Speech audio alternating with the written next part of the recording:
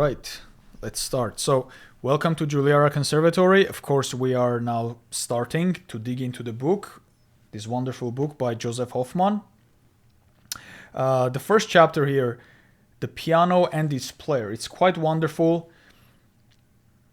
Again, a lot of these things, I think the first time you read through it, you go, yeah, well, that's kind of nice. Yeah, of course, of course.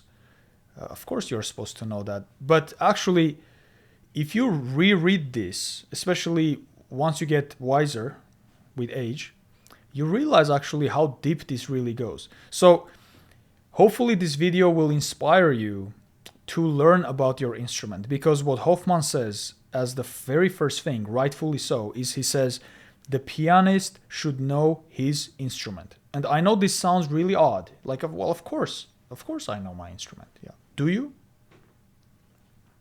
If you do, by the way, great. But do you? Let's just pause for a second. There are a lot of terrible drivers out there. I strongly believe that everybody's driving skills, vision, and everything, control of the vehicle would go way higher. It would skyrocket, actually, if in this country, for example, it was required that all drivers truly knew how a vehicle actually works. How does the engine works? What are some of the engine parts? How does the transmission work? The differentials, some of the security systems like the ABS system. If something breaks, how do you fix it? How to check your oil? Why is the oil important? And so on and so forth. Not to mention, how this is useful to save you money, because you would also learn some basic things about car maintenance. But the point is, the person who knows this is going to drive the car very, very differently than the person who is ignorant of these truths and facts, right? And this person who knows how the car really works is going to, with great ease, drive any car. Now, why is this important? This is important because we as pianists, we're not like violinists who take our violin everywhere we go. We go and we have to now play a piano which we have never seen before. So unless we understand the piano, how are we going to transmit what we have trained, which is our emotions, our mind, our hands, right? After all of that is going through the instrument. If you don't understand the instrument, or you have very basic understanding, that's a bottleneck. So I remember my first lesson. I was almost 9 years old, and we went to the music school with my brother. This is Barsakh Kanatyan's number 17th music school in Yerevan, Armenia. And I was with my mom, and we met my teacher, Nina Khachatyan. Just a phenomenal person and a fantastic teacher who I had the pleasure of learning from, 7 years. And I owe her, every fiber of my musical being, because it was her that inspired me to become a musician. And I remember, after the very first thing, which, she said, I don't teach boys. I don't want to teach your sons. My mom said, oh, please, they're good boys. They will practice. And so she looked at us, and she was probably just felt sorry for us. She said, okay, you want to play the piano, huh? Let me show you how the piano works. And that was, I'll never forget that. The very first thing she did is she did not tell me to sit, or how to sit, or here's the music, or who Bach is. She said, she opened the piano, and for several minutes, she showed me how the piano works. And then she told me, even though these hammers are hitting these strings, I don't want you to just hit on the piano. You want the piano to also sing. So I'll never forget that. Now, what does Hofmann say? A pianist should know his instruments. I'm pretty sure I had a good teacher. That's the first thing she taught me. What did your teacher tell you during the first lesson? I'll leave that out there. Hofmann says he, the pianist, should know the possibilities and the limitations of the instrument and the vast resources of tonal expression that this instrument is capable of. And one of the things he says, as a limitation, for example, he says that the piano has only one color, like a monochrome painting, right? So let's say instead of taking all the colors of the orchestra, and he talks about the orchestra versus the piano, and we'll touch on this a bit later in other videos, but he talks about how in the orchestra you have all these colors, right?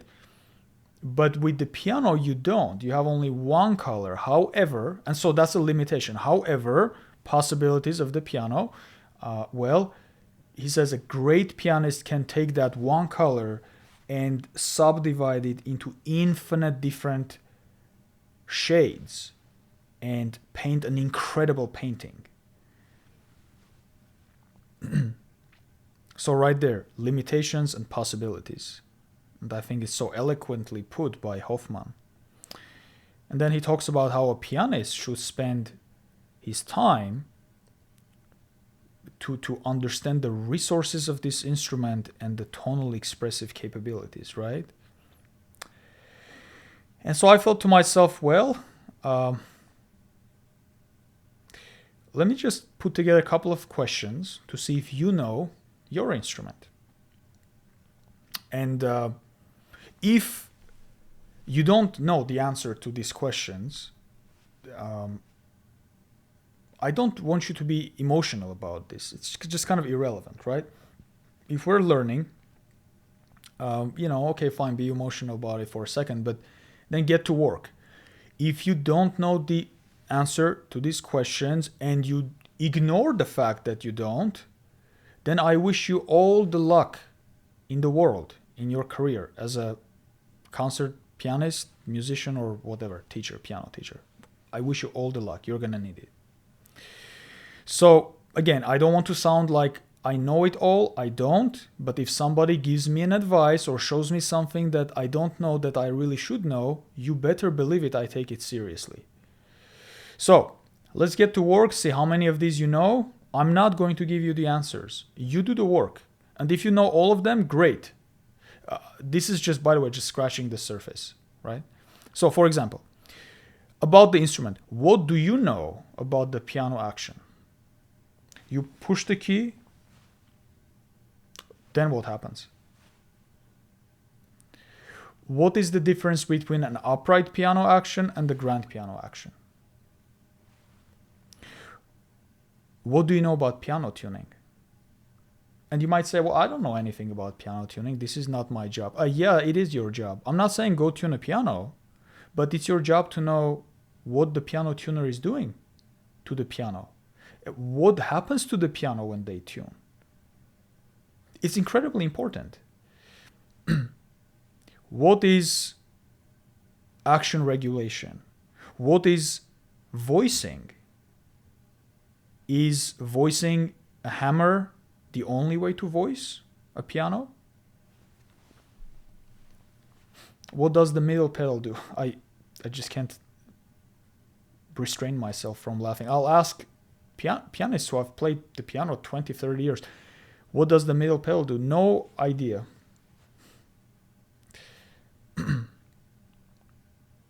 And just to be clear, the middle pedal on a grand piano is what I'm talking about. The middle pedal on an upright, does a different thing.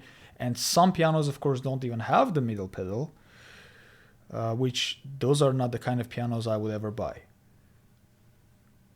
What is a register break? And why is it important, especially when we consider the size of the piano? How long are the keys of the piano? Is it a standard size? Are the upright keys longer, shorter? Well, I can tell you one thing, it's longer than what you see. And the midpoint of the key, the middle part, right, is not the end of what you again visually see. It's far, far deeper. So if you think about it, when you push these keys, for example, you're not pushing it down, right? It's like a lever. You're kind of really doing this. And again, you might sit there and think, again, who cares? Who cares if when I push the key of the piano, it's not doing this and it's doing that? Great. Who cares? I want to go practice my Beethoven sonata. Well, you should care, because if you think about this, just basic geometry, physics, whatever you want to call it. So if you're pushing this way, but the key is not moving this way, eventually you're going to lose contact.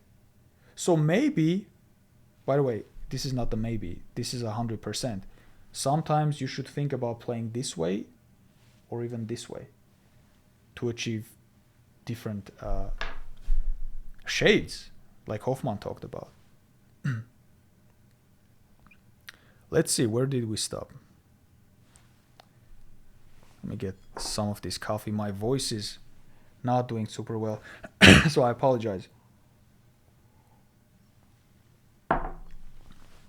Oh yeah. What if the piano is in a too dry of an environment? What happens to the piano? Or too humid? What's the best humidity level, especially if you own a piano, for the piano? Do you know that? Would you be able to tell if a piano is out of regulation or out of tune? Or if the pedals are not working correctly? Would you be able to tell if a unison is out of tune? And you might wonder, what in the world is this guy talking about? You're playing one note. I don't know, you choose. Doesn't matter to me. Let's say A4. A4. A4, you play one note, the hammer hits 3 strings. Are all 3 in tune to each other? So one note could be out of tune. By the way, that's the worst kind of out of tune. And here's another one, since we're talking about 3 notes or 3 strings. Is the entire piano 1 string or 2 strings or 3 strings? We call this, bichords, trichords, right? At which point does it shift? Do you know that on your piano? Does it matter? Do you care?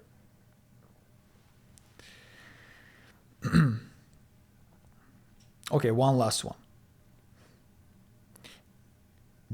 Did you know that the very high register, and depending on the piano, the size of the piano and so on, right? The make and model, it might be different. But those last, give or take, octave and a half, 2 octaves, are always on pedal, basically, because there are no dampers. There are no dampers on those strings. Did you know that? In other words, did you know that part of your piano, whatever it might be, like I said, depending on the piano, is like constantly on pedal? Again, some of you might say, who cares? Why? Well, I care, because I care about pedaling. So here's another thing. I mean, if you think about the overtone series, and if you don't know what overtone series is, please educate yourself. It's very important, especially for us pianists, because we're constantly playing more than one note at a time, and we need to understand how to mix them. But let's say I'm playing a C major chord in the middle of the piano. That actually doesn't really matter, middle or to the left, without the pedal. Do you understand that just started to communicate with all of those upper register strings that are open?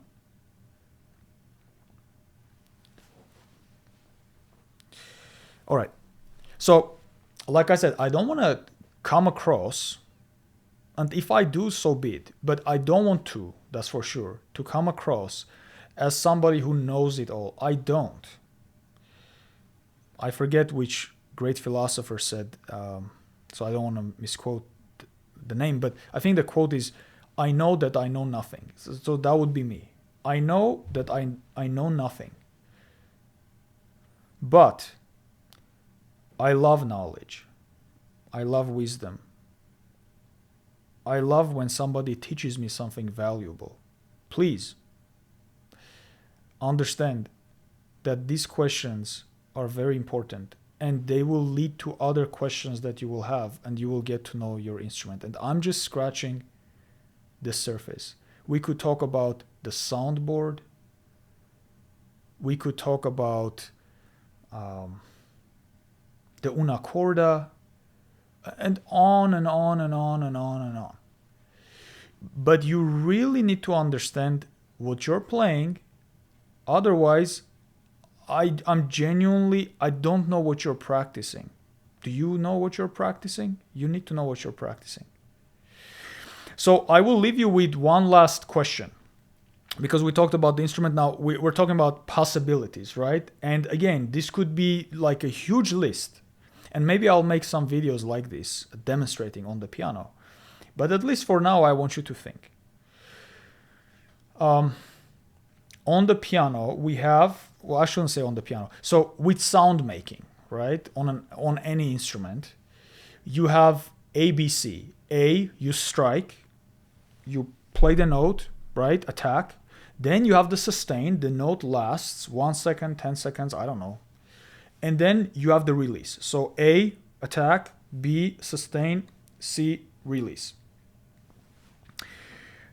They say, the people who have no idea, of course, they say that on the piano, we can do nothing on the sustain. In other words, you play the note, then you're kind of stuck with it, according to these people, until C, the release. A violinist, for example, or a cellist, a singer, a clarinetist, these people are, of course, they can manipulate it far more than I can on the piano, but they can manipulate the sustain, for example. They can do a crescendo on the sustain, and they can do a decrescendo. Now, here's what I'm challenging you to think about. By the way, I'm correct, just to be clear. I'm not making this up. How can you do a crescendo on a sustain? You play the note or a chord, whatever, I don't really care. You play the note. How can you do a crescendo on the piano? And also, and this is far easier, the second one is far easier. I hope most of you get it. How could you do a decrescendo? And when I say decrescendo, I'm not talking about the inevitable arc of the note dying, right? Which is what all of these notes do, unfortunately, on the piano. That's not what I'm talking about. I'm talking about you controlling that, how it dies and when. How can you do that? If you really cannot figure this out, leave a comment below. I will answer in the comment section, or I might make another video. But believe me, it's possible. And it's possible in at least 2 different ways. Let me put it that way. It's possible in at least 2 different ways. And as if that's not enough, I guess can't help myself. I'll leave you with one other one. Is it possible to, quote unquote, play a note on the piano without ever playing it? Now, some of you might think I'm really crazy, but think about it. Is it possible to play a note, actually forget a note, to play many, many notes on the piano without ever playing it, without ever touching that key? Is that possible? I guarantee you it is possible. Do you know how to do it? I hope you have a wonderful day. I hope this was interesting to you. And if this video opens the eyes of even one young pianist so that he doesn't join the army of ignorant musicians out there, that would make my day. God bless you all. Until next time.